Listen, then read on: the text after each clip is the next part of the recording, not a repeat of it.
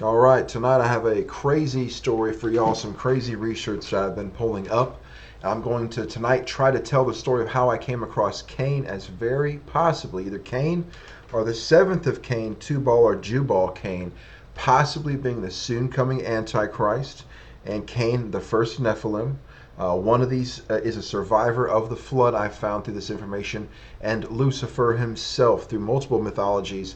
I keep finding this character, and this time it's pointing to this entity I found in the Mesopotamian, also in tonight the Indian, and we're going to tie it into the Bible tonight. The character, same character that we see in all three of those. The premise tonight will seem impossible to most Christians. It does seem impossible to most people doing study, but I guarantee if you watch this, you will question your understanding. So just give me 5 minutes, 10 minutes, see if you change your mind. Because this is how God showed me. I won't be changing my episode. I'm keeping it in the order that it was shown to me, and how and where I found this incredibly fascinating research in ancient texts. So literally, like, as I'm going through this script, the place where I was like, oh wow, this God showed me this. I'm keeping it in that same exact order. So just know that this is a portion of how God taught me and what he taught me. So I'm Zach, and if you've never watched before, I focus on the Bible and biblical characters, biblical stories, and then using comparative mythologies to find. I found the mythologies of the world are telling the same stories, and I'm finding Bible characters out of that. So my main focus is the Bible. I am a Christian, and identifying biblical characters has really been a passion of mine since I was saved. So, what if I told you that Cain, the first murderer in the Bible, never truly vanished from the history of our earth or the earth itself? They tell you Cain's story ended with his exile, and they tell you the flood erased his bloodline. Well, what if his legacy and bloodline survived the flood, hidden beneath the waves of the flood? Or even, as in Mesoamerica, the seven sacred caves that these seven races survived in, and they survived the flood and then came up. So multiple, the Aztecs, there's another Mexican group and another closer to USA group of Indians who have that same story. Multiple of them have that same story, surviving the flood in caves and then coming back up. So what if we have Cain, and I'm seeing these stories that he survived the flood, one of him or his survived this flood. What if they survived? And not only that, it's encoded in layers of myth, as we're going to look into tonight. The Bible, ancient India, and Mesopotamia's sacred texts, as you see in a lot of these pictures over here. That's actually our main character we're going to start with. There was the Indian.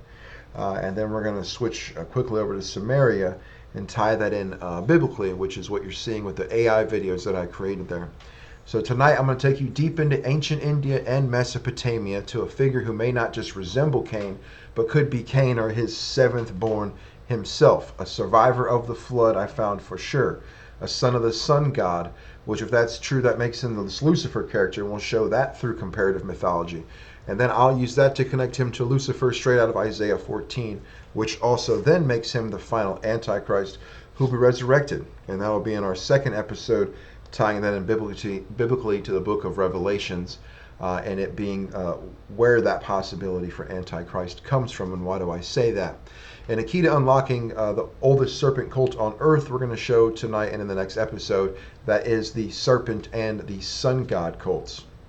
So tonight we're going to peel back the veil.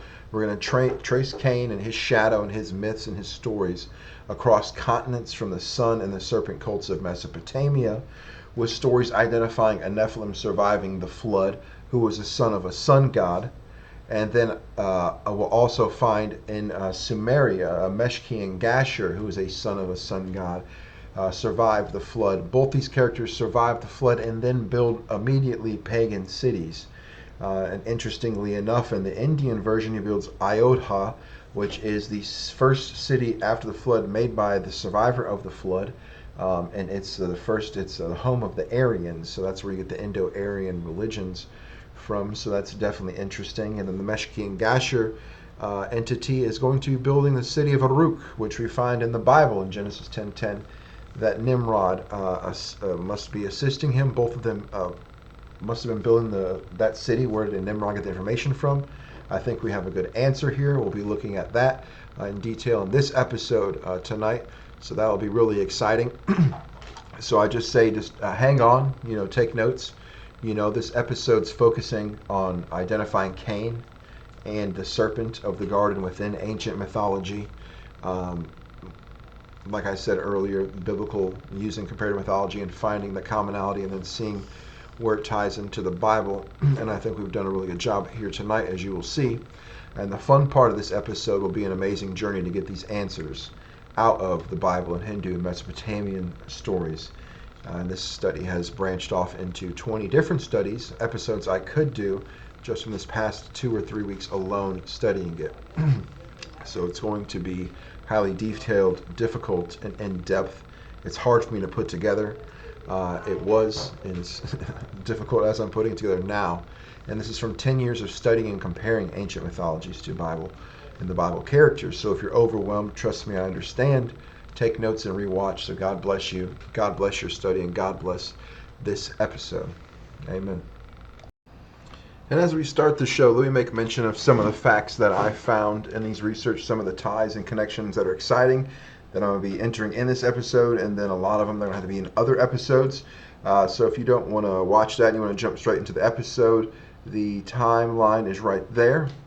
And so I have studies and evidence saying that it might not be Cain, it could be the seventh of Cain, which would be Tubal and Jubal Cain, and that's based on like the Sumerian timelines. There were 7 kings before the flood, and then the 7th Manu of the Indian is the one who survived the flood. In the Bible, there's 7 generations of Cain before the flood, and so it's a possibility that it could be that generation of Cain that survived the flood. Of the mythology is just tweaked it a little bit, right? But it points in my current understanding more towards Cain or his son Enoch being the one, as they're the ones who started the mystery schools, which is something that I learned in depth from Mr. Gary Wayne. God bless him on that. But I know without a doubt that I found the line of Cain pre-flood. I found multiple points within mythology to go from that point, that character, to use that to identify more characters, use that timeline to identify more parts of the timeline in the pre-flood and post-flood stories. Thanks be to God. So this research is highly extensive, crosses cultures and religions. To get a full context, I could add tens of hours of research to this video alone to show just what I found from these past 2 weeks of study alone, literally going through pretty much every culture. But I do have to find and fix on a point to go from there to give you, the audience, context and a place to understand and go from in the same way that I learn. I can't just like toss everything at you. But in this study, it's led me to find context to what I believe is the incursion of the line of Cain into the Sumerians found in the ancient Sumerian texts, like the bread and the sheep, and then the story of Enlil bringing grain into the city from the holy mountain, and he brought sheep and grain, which is things that Cain learned, and so he probably brought that in. So there's a free episode for anyone who's making episodes and watching my thing. God bless you. Hopefully I'll get to that here shortly. Let's see, I found the dawn goddess in India, which is the mother of Lucifer in Isaiah 14. That automatically starts tying her back into all these other goddesses, this same story, and I found about 25 different branches to that, and just this study alone. I found that the city of in Iraq, which is near Uruk, that town that we're going to show in this episode about the Nephilim entity surviving the flood and then going back into the sea, is what it looks like to me. So that city both of those I just mentioned, and Uruk being near the Tower of Babel, I deployed there in Army as a surgical tech doing trauma surgery, and I figured out way after, when I became a Christian, years afterwards, I was a godless atheist. That's the place where Abraham was called by God out of but I figured out that's where the temple of Enki was, the god of the Apsu. We're going to see on the Sumerian Kings list, it's the first city where kingship descended from heaven to that place. And we'll see that the pre-flood ancient Sumerian king list is going to give us some of that. I found these same god sets in these past 2 weeks in the ancient Mithraic Zoroastrian religion, were the gods of the Indians, the Asuras. The gods of the Indians, they call Asuras, or the evil ones to the Indians, but they're the gods of the Iranians. The main god of the Iranian is Ahura, Asura Mazda, but the Asuras are bad to the Indians. And then before my other episodes, I've shown that same switch connection in the Viking religion. Let's see. I've already said we're going to store Sumerian hybrid sea creature coming and helping build a rook. The same one that Nimrod helped build. And then to the point, all this information is coming together through all of us who are doing deep research, and we have all been drawn to this subject recently. I know that by watching my main people on YouTube. I've already said Jonathan Kahn, his Avatar book, Gary Wayne. I just watched a groundbreaking episode of his on the bloodline of Cain. I don't know the name of that podcaster, but he did a great job. The YouTube channel Mysterious Middle East literally did the same subject. Now you see TV's constantly hitting that. I just want to get all those people out there. And so God is opening the eyes of the seekers to this information. As it says in Daniel, knowledge shall increase and people shall travel to and fro. And importantly, before we get started, I am a Christian, and none of this distracts us or me from knowing that Jesus Christ is God, manifest in the flesh, and that the Bible is the Word of God, and that's what we should go by. I'm just so obsessed with God that I'm chasing all these leads down in the Bible, and that's what He's blessed me with. And I thank God for that. And without any further ado, let's start the show. God bless you. Today, we are starting off with the question, is there a possibility that Cain is this character we see here, Vaivasvata Manu? Who is that, you ask? Good question. We're going to be diving into that and making connections through Indian and then very quickly Sumerian back into the Bible. So let's read here. Also referred to as Shraddha-deva, so we're going to call him Shraddha-deva pretty often here, is the current Manu, which is the progenitor of the human race, which kind of lines him up at the top from before the flood, because as we're going to see here shortly, this entity survives the flood. So they're saying he's a creator or a beginning of the human race. He is the 7th of the 14 Manus of the current Aeon of Hindu cosmology. And if you watch that just previous part, I just said a possibility of tying this character instead into the 7th from Cain. Why is that? Because he's the 7th Manu here. When we look in the Sumerians, the 7th king is the one who was there before the flood, and we know that there was 10 generations from Adam. So it ties it more into Cain, because the Bible has 7 generations of Cain in Genesis 4 before the flood. So tying all 3 of these characters together. So it's either Cain and possibly Tubal or Jubal Cain. As we scroll down, he is the son of Vaivasvata. We're not going to call him that because his common name is Surya, who is the sun god, and his wife Saranyu. Okay, so this entity who is born before the flood and survives the flood is the son of a sun god, and his wife. We're getting to her more. And as we'll see, this character and his mother and the sun god will quickly tie us into Isaiah 14, because she ties into the goddess of the dawn. And Isaiah 14 says Hallel ben Shahar, which is the shining one, son of the dawn. And there's dawn goddess, ties into Venus, and so on and so forth.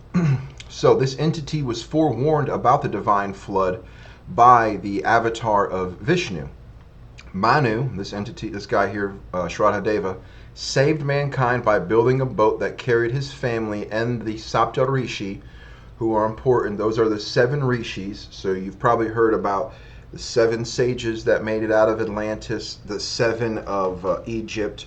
We're looking at today the Apkallu, the 7. I've also found ties into the Iranian 7, part of the creation of Asura Mazda. And we're going to look at not that Iranian Zoroastrian portion. We're going to look at the creation of those 7 Apkallu in Sumerian. So I have sources for the creation of those ancient sources for the creation of those entities in 3 different cultures. We're going to look at the Sumerian today.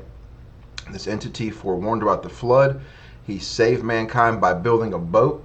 So the interesting thing, I don't think this is Noah, and we'll get into that more, that Saptarishis were with him on that boat, and he was a wielder of Asi, the primordial sword, and we know that Azazel in the book of Enoch was the one that taught them how to make weapons. So This Vaivasvata character, according to the Hindus, was born before the flood and also survived the flood. We'll come back to that story right here above us of him surviving the flood with those 7 rishis later.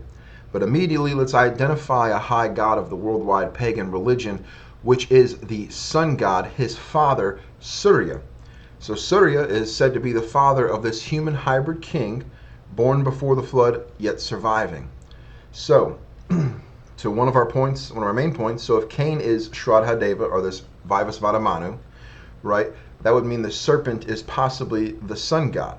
And that is a main focus of these studies, is identifying Satan and the serpent, and identifying Cain and his family in pagan mythology.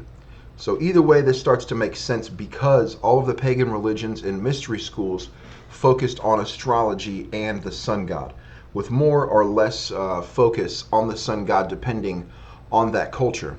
And it fits also that a serpent cult would worship the sun, which gives them energy and which gives this creation seemingly the physical life and the energy needed for life, as we know. Let us recall, though, our first best witness, which is the Bible, which I believe points to this sun god in the post-flood world. And then also, obviously, we can see so much things pointing to that cult having started before the flood with the fall of the angels, the chief of them being a seraphim, serpent-like angel. Okay, so we're going to go over here and pull out one of my favorite sources, which is the Septuagint of Deuteronomy 32. So as you see here, we're in the Septuagint version, and that's important because not all of them say the same thing, especially as far as this is concerned. Let's read verse 8 and 9. When the Most High divided the nations, when God separated the sons of Adam, he set the bounds of the nations according to the number of the sons of God. So this is post-flood. This is around, well, not around, but after Babel, when they split, right? And when they took lots, and you can see that in Jasher, Jubilees, and the Bible. Okay, so in Genesis 10, it shows the nations. And his people, Jacob, became the portion of the Lord. Israel was the line of God's inheritance. So Israel is God's inheritance. The nations, who inherited the nations? It says right there, the Benai Elohim, the angels of God, the sons of God. Let's do a quick Hebrew. Look at the Hebrew. All right, what's the Hebrew say? Benai, which means son. That says Israel for some strange reason, but when you look at the older version, which is the Greek manuscripts, the Greek Septuagint, it says Benai Elohim. Why does the Israel not make sense? Because God says Jacob is his people there. He doesn't say the world is his inheritance. He says Israel is his inheritance. Therefore, the angels of God must be with someone else. Another one that also confirms that, we'll be looking at the Septuagint as you see. Verse 19 and 20. God tells him, and lest have you looking up to the sky and having seen the sun and the moon and the stars and all of the heavenly bodies, you should go astray and worship them and serve them. Okay, so in order to worship and serve, there is an entity behind that, which the Lord thy God has distributed these entities, but also the sun, the moon, and the stars were distributed to all the nations under heaven. But God took you and led you forth out of the land of Egypt, out of the iron furnace, out of Egypt, to be to him a people of inheritance as at this day. And for those who want to say it's just speaking specifically physically about the nations having the sun, moon, and stars, well, Israel also has the sun, moon, and stars, but they're just not to worship and service them because God took them. And so we're supposed to worship and serve God and not these other nations. And so what I'd like to go on a little bit is the Bible is telling us here that there's angels set over the nations by God himself, and many of those angels fell. In Psalms 82, God Most High, Yahweh Elohim, right, judges these gods for judging unrighteously and choosing favorites within their God-given kingdoms, their dominion. They became unfair and unrighteous and more evil, and they ended up choosing what seems like to me either their own progeny or their own set up kings, and so they weren't just like our current judges and prosecutors in our current court systems since that day to now, are all corrupt, and not all corrupt, but they would rather bow down to money and bow down to living a nice life, and they all dress fancy and come to their courts, and they're all fake and corrupt. And the same thing happened to the angels. The angels aren't outside these desires, right? They dress themselves up crazy. They proclaim themselves as gods. They put themselves on top of temples that they had humans built, so on and so forth. And so when we look at Thessalonians 2, God says he himself sends the strong delusion. So one possibility is maybe the delusion works such that when you bow down to another god or an idol, maybe that angel comes down just for you to finish the show that you erroneously started. So on one side, maybe there is an angel that's over the sun, fell, and then collected worship for himself. The other possibility is that maybe the devil in his tares trick someone to worship an idol or the host of heaven, and an angel comes down and pretends to be that angel of the sun that you are worshiping, which then brings the judgment of God on that person. Worshipping idols and other gods is itself a judgment of God. Read Romans 1, 24 and 25, where it says, "Therefore God gave them up in the lust of their hearts to impurity, to the dishonoring of their bodies among themselves, because they exchanged the truth about God for a lie, and worship and serve the creature rather than the Creator, who is blessed forever and ever. Amen." So we've seen all these verses to connect that point is that God says he put those gods over the nations. And in some sense, it does seem these spirits, aka angels, are over those sun, moon, stars, right? And they're symbolized by those sun, moon, and stars, both. Okay? So Luke, now that we connected to the Bible, let's get back to our study. Pull up Vaivasvata Manu again. He is the son of the sun god and his wife Saranya. The sun god is important, so we're going to focus on that, and so is the son of the sun god, who is our main character here. To make it more biblically relevant, I've connected this sun god who you see surviving the flood with 7 rishis, and we're going to connect that, also his son Shrahadeva, right, the entity, and his father, right, the sun god, to ancient Samaria and Mesopotamia. So we're going to do that now. Who has their sun god Utu, aka Shamash, and Shamash's son surviving the flood and founding Uruk. So this character here, he survives the flood, and he makes a city, Aryodha, right? And it's known as the city of the Aryans. So this guy survives the flood. This guy creates an entire city directly after the flood with these 7 entities that you see right here. The same as that, we're going to go peel over to Mesopotamia, Samaria, and see this entity surviving the flood, who is a son of a sun god, survives, and then creates a city immediately, and is famous for helping to create that city within Mesopotamia and Samaria. All right, which city is it? Its name is Uruk, right?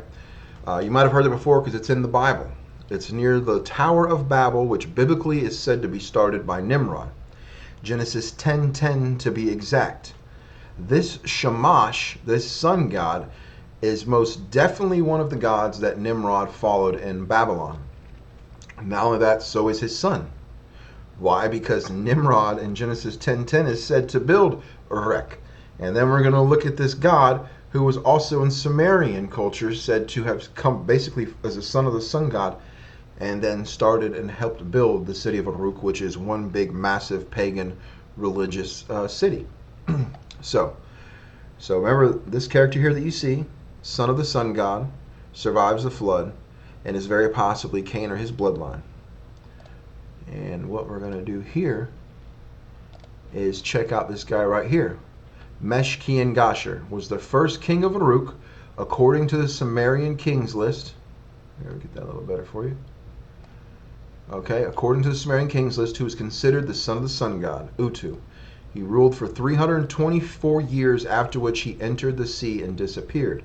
His son Enmerkar then succeeded him as king of Uruk, and there's stories in Sumerian about Enmerkar, which are pretty awesome.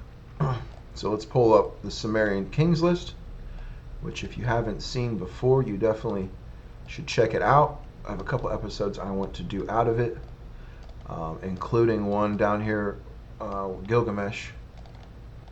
That's highlighted because I'm doing another episode on it.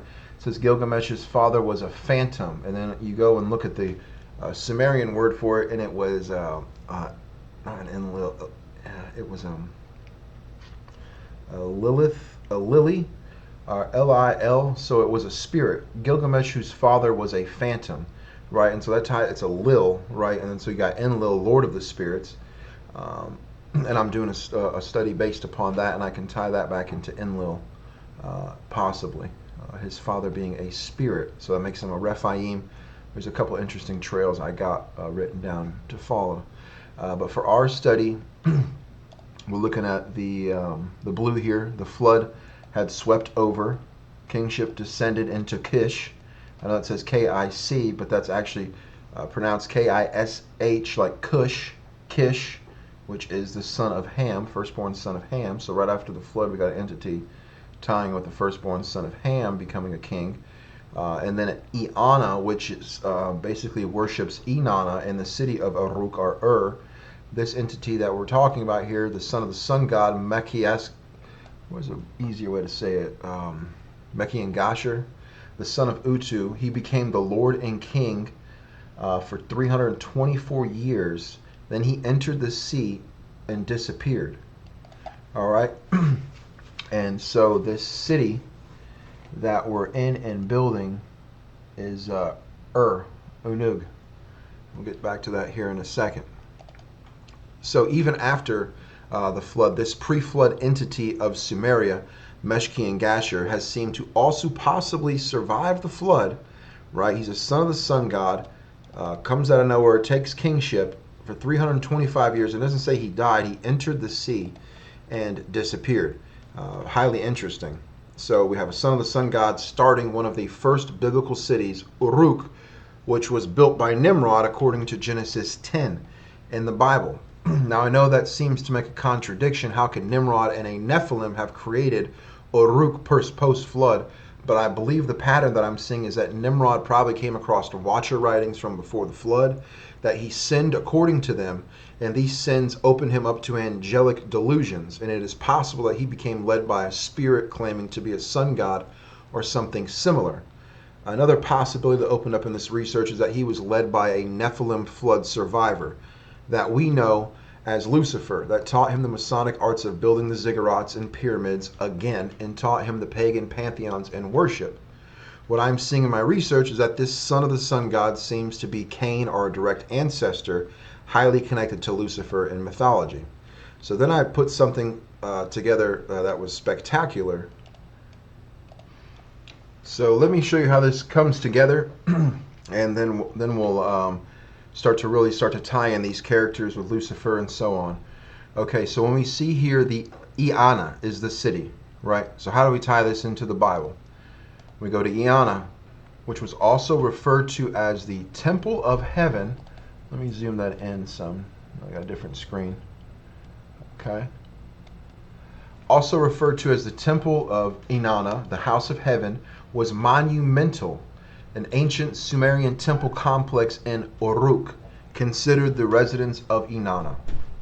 So the other god that was really worshipped in this area of Uruk, okay, so it was split into the Eanna section and then also the section that worshipped Anu. And I haven't dove into it completely to know everyone who was worshipped there. But let's focus on this right here in Uruk, okay? When we go to the Bible, we have here the section about the Hamites, right, which means the son of Ham, the sons of Ham, okay, and Cush begat Nimrod. Nimrod began to be a Gibborim in the earth, a mighty hunter before the Lord, okay, and the beginning of his kingdom was Babel and Erech. There's our word, Erech, okay, so our word here was Uruk, right? What's that mean? Well, Erech is the ancient Hebrew name for the city of Uruk, one of the world's first major cities located in ancient Sumeria, modern-day Iraq. So, let's go back. This guy survived the flood. This is right after the flood. Became Lord and King over this city, right? Eanna. Doesn't tell us it's Uruk, but we figured out that it is Uruk. So, Meshkian Gasher is building Uruk. Or he's in Uruk. He's king over Uruk. If he's king over Uruk, and we got Mr. Nimrod here is building Uruk. And we're going to see in the list that there's multiple Apkalus, and they go out and they help build different cities. There's 7 of them. So that's going to be a very deep and difficult dive for me. I have that in one of my 20 word pads that I have to make episodes after just this study alone, because it's just slam packed full of crazy information that I found. Okay, look at that orange. Out of that land went forth Ashur. Who's Ashur? The firstborn son of Shem, or seemingly a twin with him and an Elam, right? Went out of Babylon. And a lot of your versions say that Nimrod built Ashur. Well, Ashur made himself into a god in the land of Ashur, which is the Assyrians. He immediately became pagan and helped other people worship him as a god. So let's put that together. We have a son of a sun god and Nimrod building the same city. This city worships Venus, which is Ishtar, which is Inanna, right? And we're going to see in my studies, I don't know if I'm going to get to it today, she's twin. She's twin of either the sun god or the father of the sun god, which is that basically hermaphrodite, androgynous Venus. And so we have this city here, Nimrod and the son of a sun god building the same city, which has ziggurats, as you see these serpents, and as you see, can't go that way, over there, them worshiping the guy with the horns, who ends up becoming Moloch and such. Okay, these are these cities with these ziggurats where this massive pagan worship was put in. Right, but remember, God said he allowed the nations to be ruled by other gods, and this is what these other angels, this is what these other gods thought was a good idea. For whatever reason, or whatever the reality behind all this, however many layers, this is what the angels decided to do. So Nimrod and some other Nephilim go and create this city. So this is where Nimrod's going to be getting information from. And as we get down below, we're going to see that if Meshki Gashur did survive the flood, he would be one of the 7, tying us into our original character, the Manu, right? Vaivasvata or Shraddha. I know it seems complicated. It's very difficult to try to make an episode out of this. So we have all these ties. Nimrod and homeboy, son of the sun god, building pagan worship sites next to the Tower of Babel. So Babel was really close by, because they're all along that river there. So they're within less than 100 miles of each other tops. They're probably within 50 kilometers of each other, to be honest. Probably within 30 miles. And we have the instance of that. So if you've watched my episodes, I've connected Lucifer, this character, to multiple entities. So let's try to focus in again. So I put together something spectacular by realizing that the sun god that Nimrod worshipped was Utu Shamash. And so that's from the king list. His son is Meshki Gashur, right? So the wife of that sun god, Shamash, was the goddess of the dawn. And in Isaiah 14, Lucifer is called the son of the goddess of the dawn.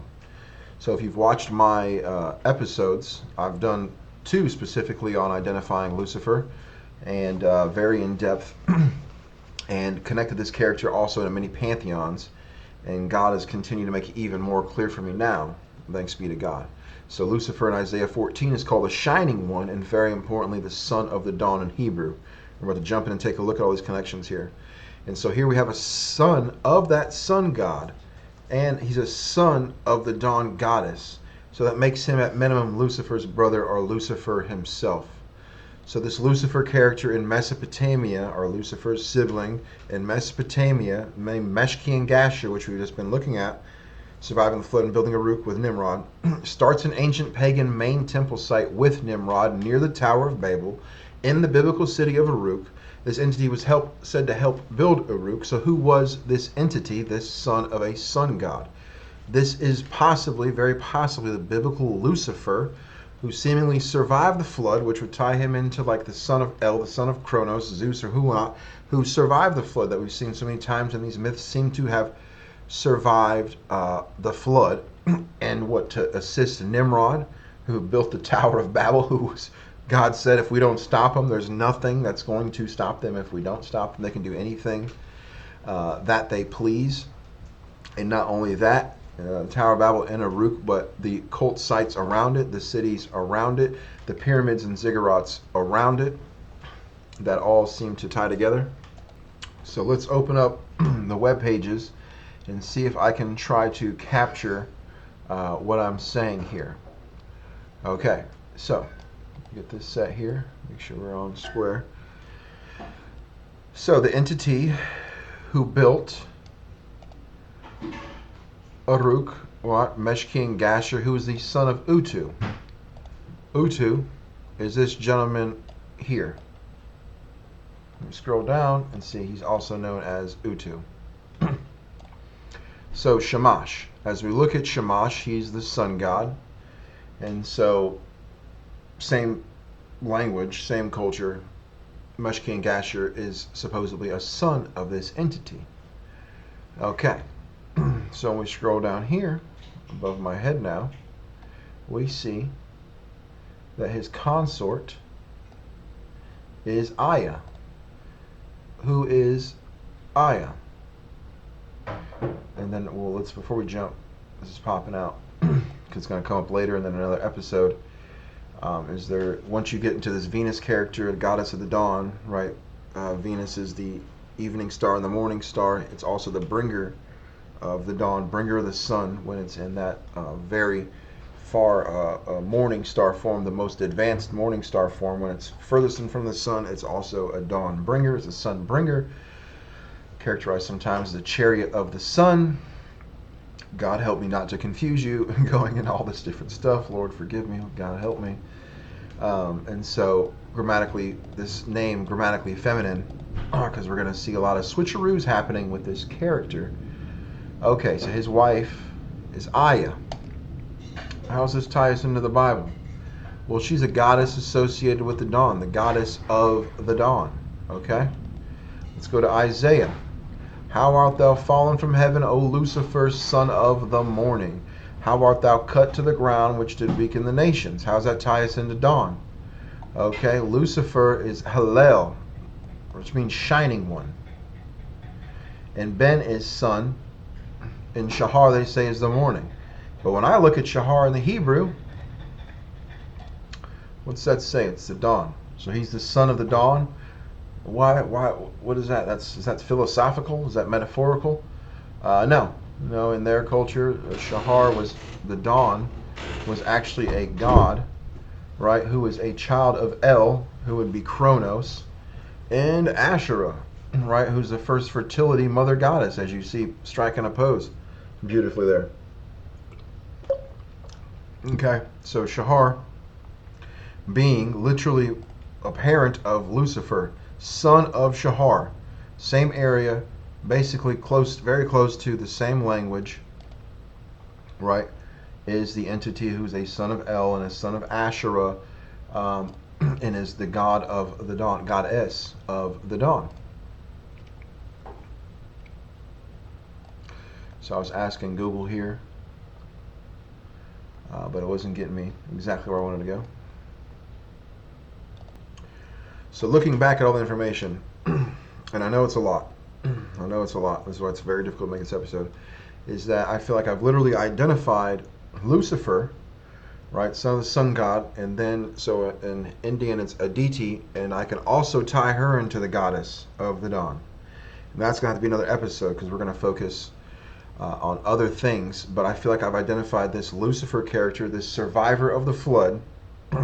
We see in all cultures, and specifically today, the son of a sun god in Sumerian, and the son of a sun god in Indian, surviving the flood and having similar stories, immediately building a city, immediately building a pagan city dedicated to the worship of a different god. But we also see how the Bible, God says he gave control of the nations over to the angels. So here we have what an entity seeming as Lucifer, surviving the flood, assisting Nimrod to build the Tower of Babel and Uruk. So remember, Uruk, which we showed, that entity, the son of the sun god, was helping build there, right next to the Tower of Babel. And not only that, all the cult sites around there were built by these seven Apkallu, and in this text that I'm going to be showing you in this episode, the next. And it was under the guidance of someone who had knowledge. They didn't just, get taught by their father Noah how to worship God, and then you have to be taught righteousness and then choose evil, which is what opens you up to more evil when you study the Bible. So Lucifer, the son of the dawn, survived the flood as Vaivasvata Manu, or Shraddha-deva, or Sumerian Meshkin Gasher. And so we're asking, is Cain, or his seventh son, his progeny, Tubal or Jubal Cain, the Lucifer, the Antichrist, a survivor of the flood, known as a sage that gave pagan and anti-Christian religion and civilization to early post-flood man, and it's really seeming like it. So watch my other Lucifer episode where I prove that his prophecy in Isaiah 14 points to multiple entities. That king of Babylon at that specific time was immediately fulfilled. It's pointing back all the way to the garden, and it's pointing all the way to the Antichrist, the resurrected one, and its full fulfillment. And so now I'm actually finding the character, and I can find his names in multiple religions as a flood survivor. Why was he a flood survivor? Well, we can go back and ask, why did Cain survive? After what Cain did, God put a mark upon Cain and said no one can touch him lest he be cursed 7 times greater than the curse of Cain. And so no one wanted to touch Cain. God protected him because there's a story to be played out. And someone like me isn't born to do evil, so you need someone like Cain, someone of a different line, someone of a different God to play this story out, which seems crazy and possibly blasphemous to a Baptist. But either way, that's the way it plays out in the actual Bible and not your Baptist Bible studies. And so now that some of that confusion has been solved because of this entity called Lucifer in the Greek, and he has many names and forms, I believe that confusion is being solved amongst me and many of the researchers right now, coming together and figuring out the myths, and that they're all telling a similar, same story that you can use to put each other to put pieces together like a puzzle. This entity, Lucifer, surviving the flood, doubling the number of names that he has and uses for himself, because he was before and now he's after. So he's the son of El, right, which would make him, the son of Kronos, which would make him Baal. So that's literally Baal that we're talking about, lining up with the child of Cain and the Tower of Babylon and so on and so forth that we keep saying. So, all right, let's take a deep breath. Pray God help us put this information together, because it's very difficult. And even when I've already set up in script and spent 2 weeks putting together, I'm like, I need to add more context. But let's try to add context by focusing on a strange fact that helps color in the character and the story of this Lucifer character that survived the flood. So when looking at Meshkin Gasher, that's Sumerian, right? Once again, a son of the sun god.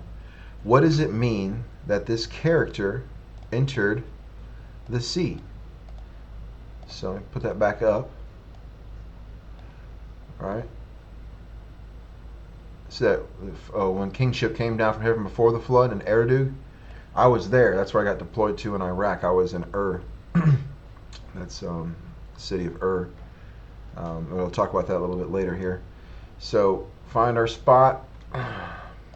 Iana, Meshkin Gasher, ruled for 325 years. And then he entered the sea and disappeared. So now we're going to ask, what does it mean that he entered the sea?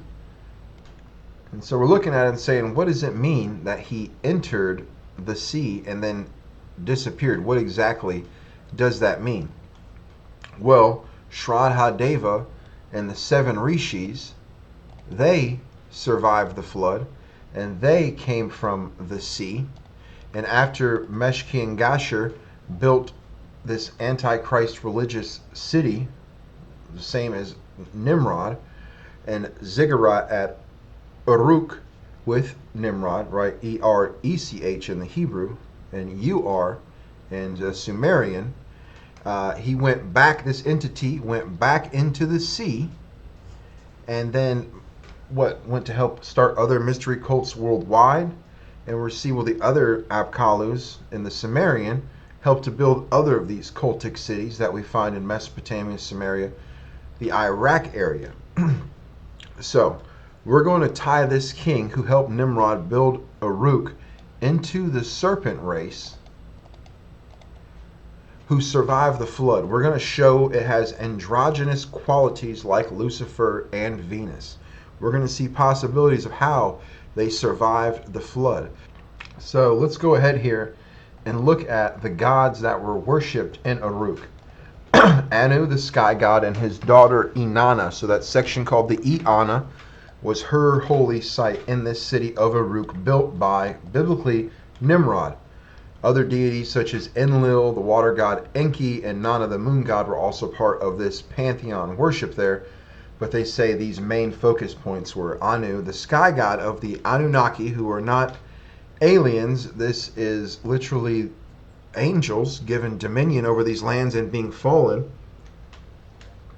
as we see in Psalms 82, where God is saying he's going to set judgment on them for being such unjust judges, terribly so, the way that they acted.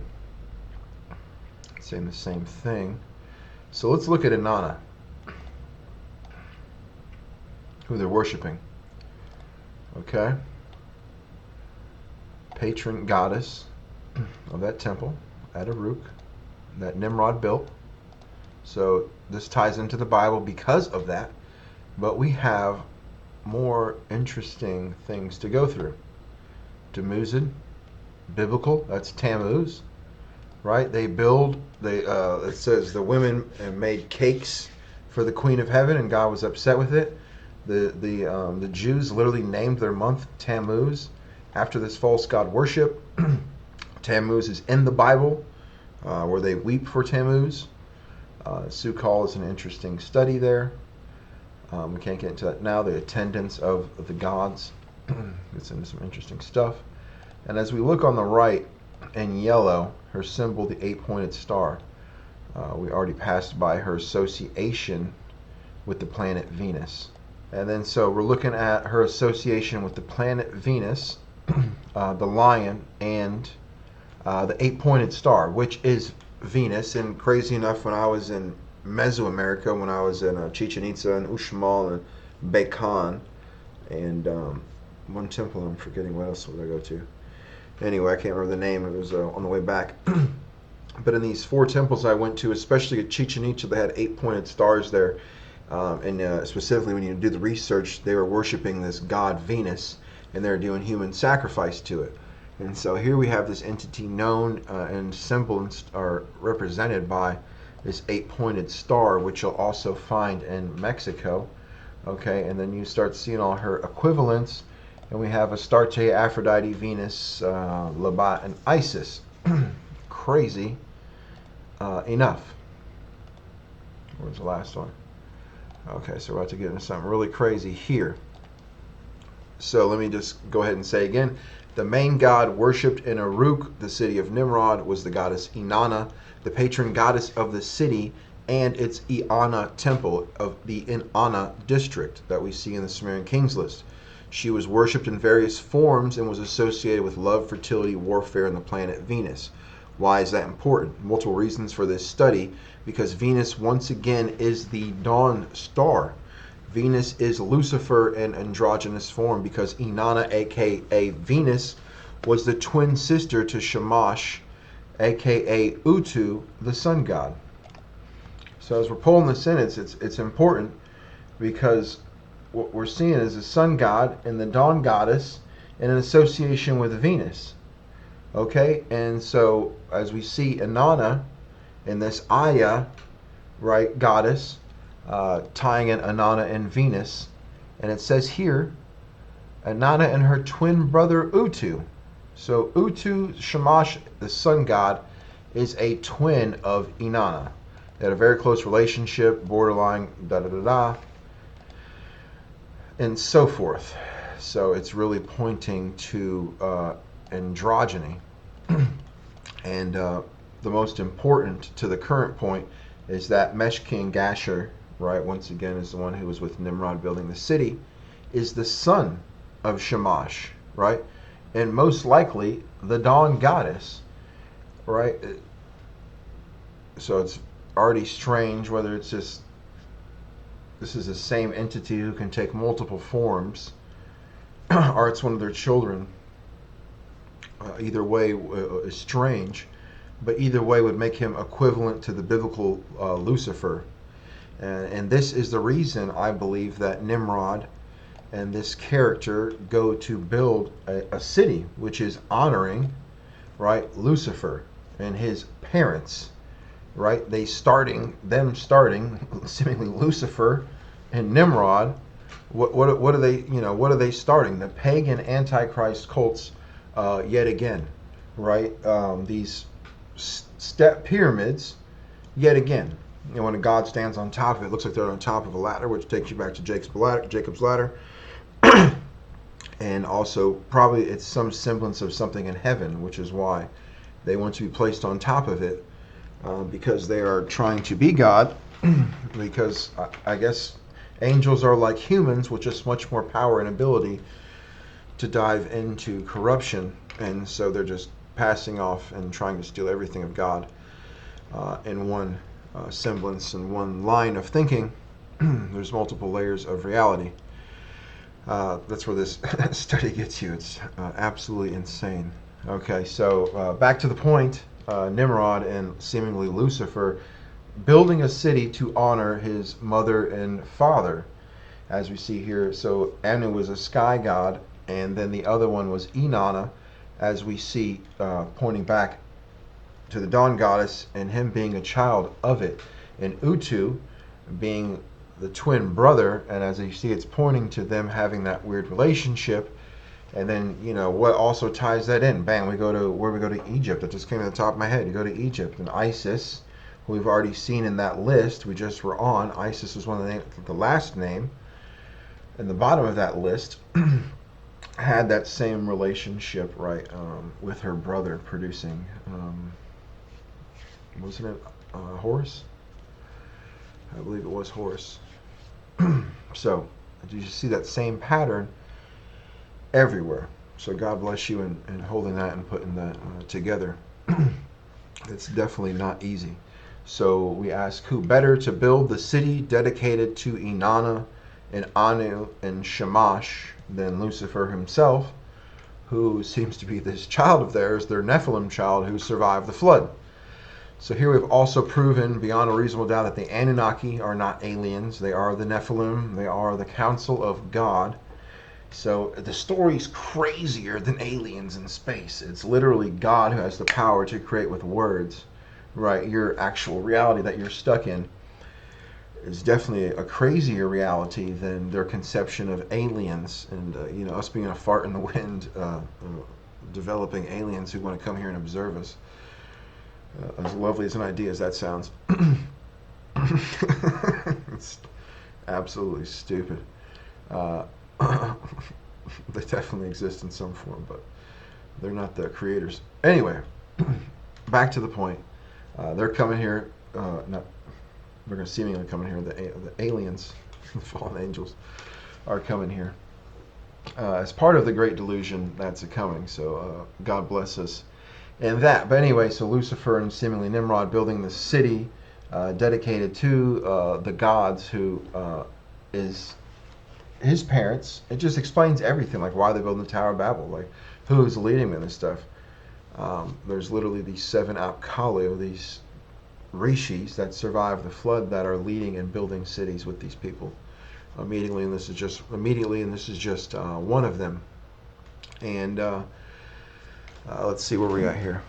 Gary Wayne pointed out very well in his book and in his studies that Cain and Enoch started the Antichrist mystery cults, and I believe now I have produced information that that entity survived the flood, and that entity passed this fallen information along at the Tower of Babel in nearby religious sites like Uruk, starting over again after the flood with new deceptions, the creation of this Antichrist religion.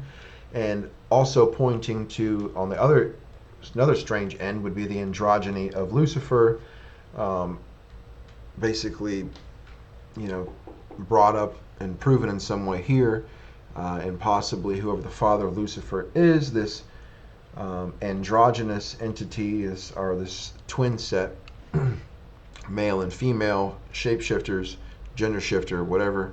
Here we have pre-flood connections to the mother goddess and her ties into an androgynous fallen one. This information I will use later to set this, to tie this set of Inanna and the sun god plus their children into a similar story found in ancient Indian myth. But let's focus on these 7 sages. The main one that we know of, being from India, being a child of the sun god, and his consort Aditi, which is another name for her, the more common name that we're going to use. So sorry, let's go back to India. The sun god in India, his consort being Aditi. And we're going to show in another episode, just like the Sumerian story, they're like twins. There's androgyny with them. So it's literally the same story. So now we're going to start connecting into that tab that I said was really cool.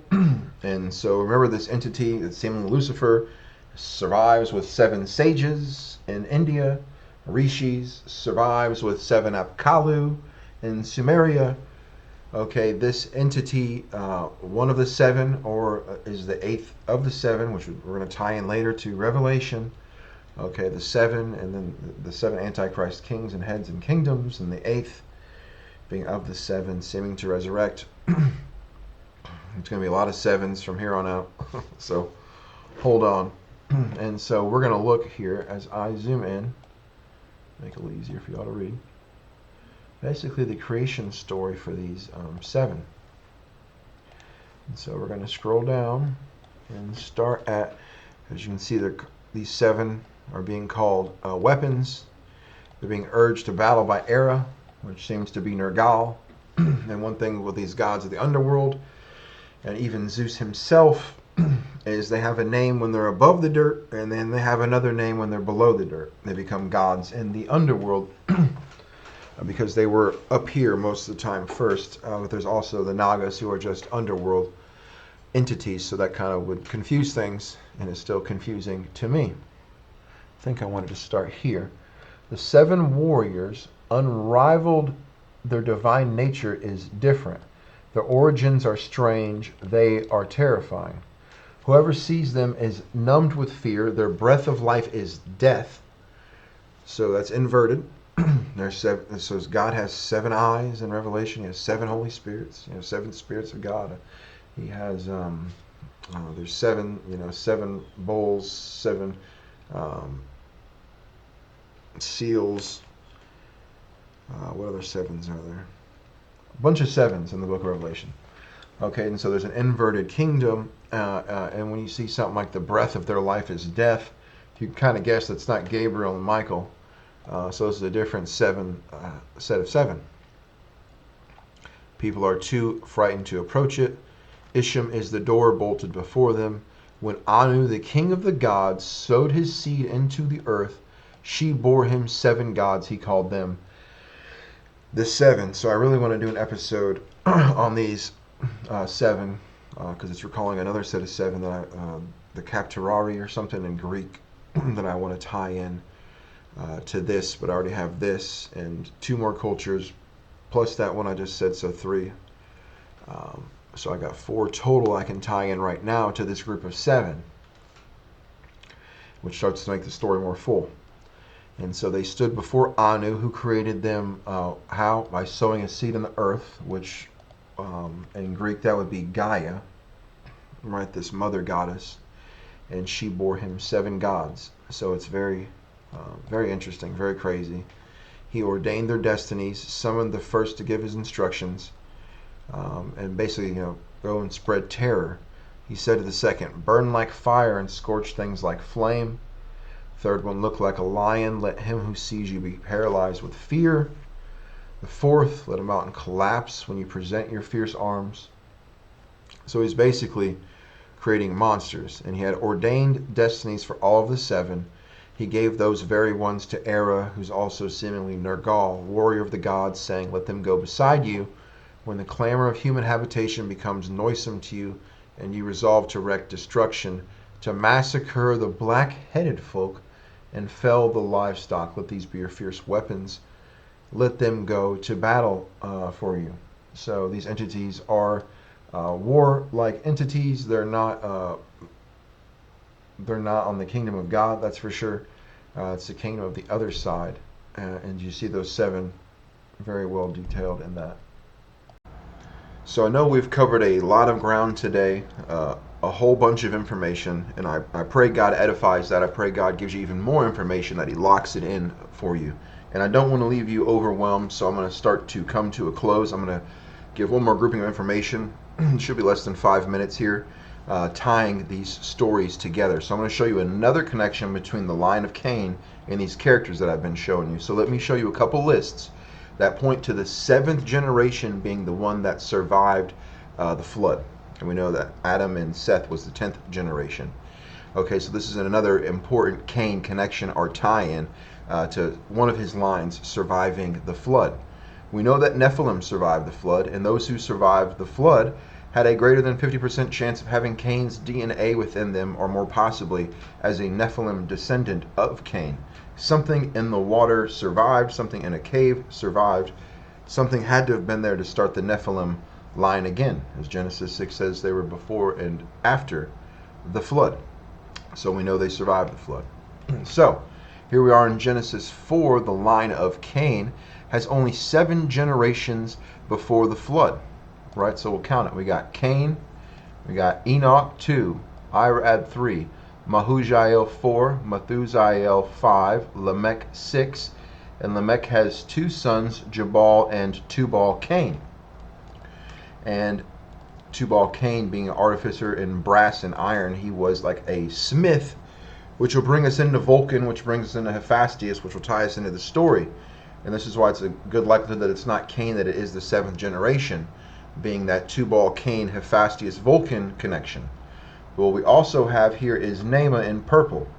And why do I have her separate? Because a female line could survive the flood, possibly, and passed on that DNA. But also, Naamah is in many different mythologies and people's theories as far as how that DNA got through the flood. So there we have the list of 7. That's the important part, is the 7 generations. So let's pop over to the Apkallu. Let me show you this first, the 7 portion. So this is like basically, what is this found on? The Uruk list of kings and sages from the BCs. Their timelines are usually off. So let's count how many kings were before the flood. We got 1, 2, 3, 4, 5, 6, 7, and then the flood. 7 generations, and then the flood. Another cool thing, there you got Gilgamesh in orange. Another cool thing in here on this incantation tablet written in ancient Sumerian cuneiform, we got an incantation for Inanna.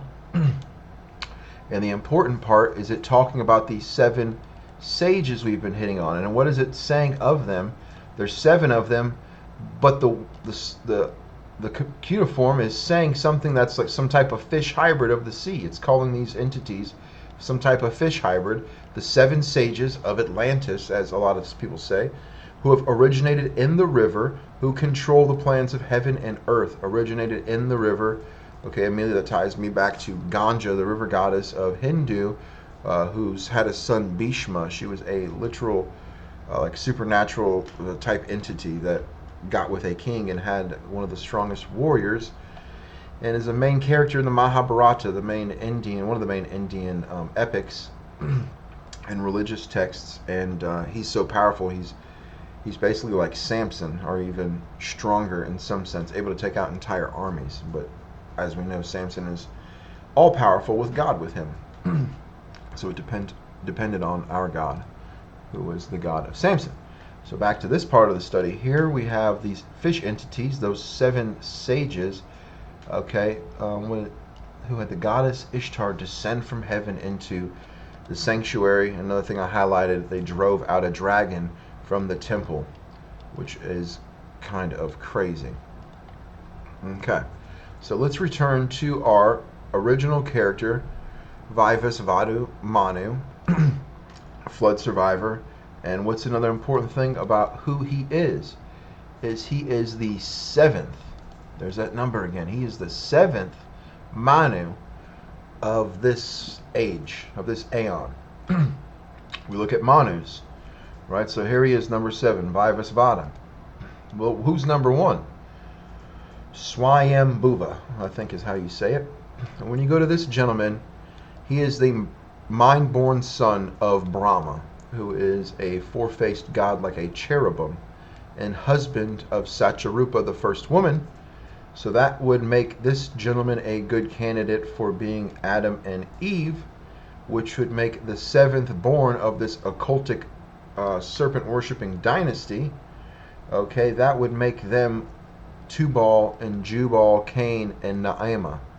So maybe that female line didn't have to survive as a wife of Noah when we have so many mythologies pointing to a group that also survived. And the Bible eliminates those who survived being those who were on land and in the air breathing the breath of life. God left out destroying anything in the water by the waters. Right? The flood didn't. He didn't say it took out the water creatures. So hopefully you see that. Hopefully you see these possibilities tying it into Cain. And I hope I taught you something valuable today.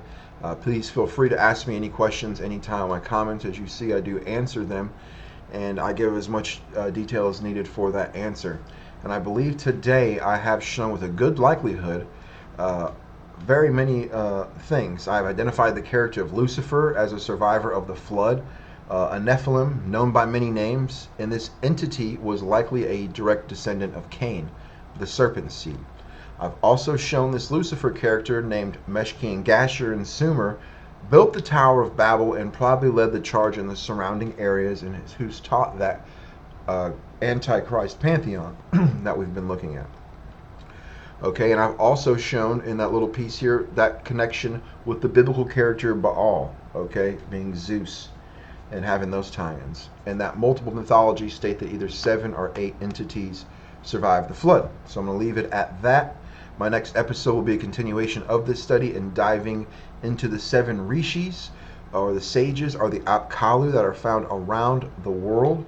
I'll also be focusing on the androgyny of this Lucifer character's parents, and very importantly tying it into the Bible as the 7-headed beast, the 7th king, and the final 8th king that rules them all. So my next episode will not take this long as it did to make this one, as I have so many leads to go on.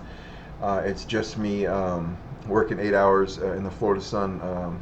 Been doing some awesome work, and me and my brother might make a channel on that as we start to grow and start to video the work we're doing, because we're doing some pretty awesome work building houses, been reframing windows, putting up hardy board concrete siding, putting in those windows, replacing the old ones, cutting out walls and putting in windows, and just stitching up this whole house, doing fascia and soffit and things of that nature. So that's coming along really well, but that's taking up a lot of my time, whereas I used to just Uber on the weekends. Now I can't do that. Praise God, but everything is for a reason, and I see where God is taking me in this direction. So I hope you enjoyed this episode. I pray that God blesses you. I pray that God blesses you abundantly, that He locks this in, that He gives you understanding, that He leads you into the next information. I pray that you just open your Bible.